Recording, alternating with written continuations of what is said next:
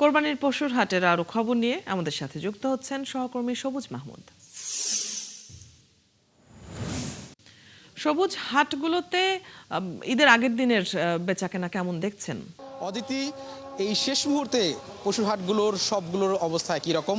এখানে কিন্তু কেনাবেচা একেবারে নেই বললেই চলে। আমি দেখেছি যে অনেক ব্যাপারী যারা গরু নিয়ে এসেছিলেন তারা কিন্তু গরুগুলোকে তাদের বাড়িতে নিয়ে যাচ্ছেন। জামালপুর সহ উত্তরবঙ্গের বিভিন্ন যে জায়গাগুলোতে আছে তারা কিন্তু গরুগুলো ফেরত নিয়ে যাচ্ছেন, কারণ গরুগুলো অবিকৃত অবস্থায় থেকে যাচ্ছে। আজকে এই কয়েক ঘন্টা পরে যেহেতু ঈদ, সেই এই গরুগুলো তারা কাঙ্ক্ষিত দাম পাচ্ছে না, যার ফলে তারা তাদের যে গন্তব্যে চলে যাচ্ছেন। আবার অনেকে অনেকটা কম দামে, যেহেতু গরুগুলোকে পরিবহন খরচ অনেক বেশি হবে, কম দামে এই গরুগুলোকে বিক্রি করে চলে যাচ্ছেন।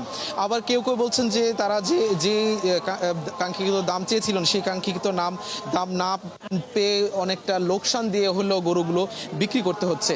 তো এছাড়া ক্রেতারা কিন্তু এখানে ওরকম ওই সংখ্যক ক্রেতা নেই, কারণ অনেকে আগেভাগে গরু কিনে ফেলেছে, কিন্তু গরুর যে সংখ্যা সেটা কিন্তু অনেক বেশি হাটে এখনো রয়ে গেছে।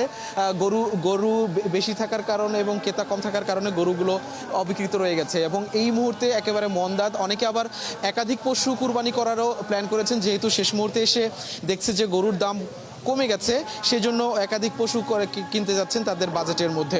তো বিক্রেতারা অনেকটা হতাশ, সেই তুলনায় ক্রেতারা অনেকটা সন্তুষ্ট এবং অনেকে এখন পশু না বিক্রি করতে পেরে চলে যাওয়ার জন্য চাইলে অনেকে অভিযোগ করছে যে হাট কর্তৃপক্ষ তাদেরকে নির্দিষ্ট সময়ের আগে যেতে দিচ্ছে না। সবুজ, আমরা জানছিলাম আপনার কাছ থেকে হাটের পরিস্থিতি। ধন্যবাদ যুক্ত হবার জন্য। দর্শক, সহকর্মী সবুজ মাহমুদ আমাদের সাথে যুক্ত ছিলেন ঈদের আগ মুহূর্তে পশুর হাটের খবর নিয়ে।